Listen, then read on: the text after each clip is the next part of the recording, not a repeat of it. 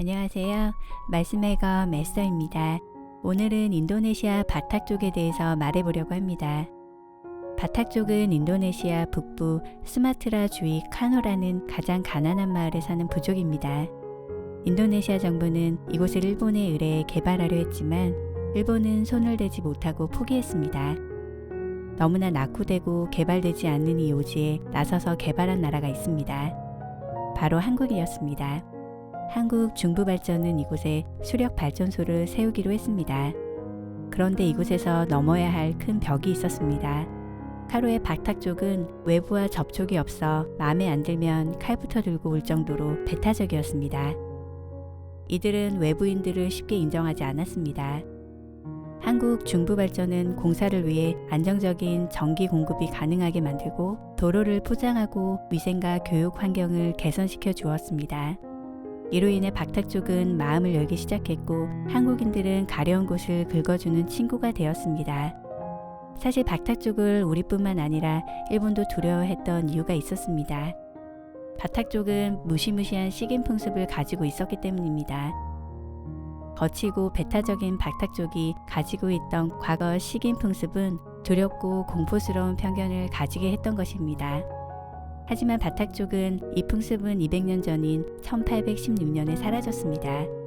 이 지역에 복음이 전해졌기 때문입니다. 독일의 루터파 개신교 선교사로서 1862년 선교를 위해 인도네시아로 왔습니다.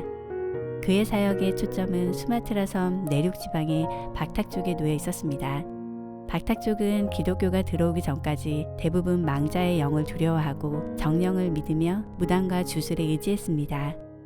바탁 쪽은 사람 사냥을 하는 동남아시아의 종족 중 하나였으며 마을 간 약탈과 살인, 주민들 간 도적과 불신이 만연해 있었습니다. 노멘제는 이런 사람들에게 예수 그리스도의 복음을 전파하는 것이 자신의 목숨을 내놓고 해야 가능한 일이었다는 것을 알았습니다. 노멘제는 신약성경을 바탁어로 번역했으며 숱한 바탁 쪽 사람들에게 그리스도의 복음을 전파했습니다. 바탁 쪽은 노멘젠을 쫓아내려 했고 심지어 주술과 제사를 지내며 노멘젠을 죽이려는 이도 있었습니다. 하지만 노멘젠을 건드리지 못했고 그를 위협했던 이가 전투에서 크게 다쳤습니다. 이를 보고 주민들은 도대체 어떤 신이기에 이 백인을 지키는 거냐는 질문을 가지게 되었습니다. 이후 주민들은 몸이 아픈 사람들이 주술가에게 데려가면 아무런 도움을 받지 못했지만 노멘젠의 기도로 통해서 병이 낫기 시작했습니다. 원주민 어른들 중에서도 기독교 신앙에 대해 배우려는 준비가 된 사람들이 처음으로 몇몇 나타났으며 라자 폰타스 촌장도 1867년에 마침내 세례를 받았습니다. 복음이 퍼지기 시작하면서 문제가 생겼습니다.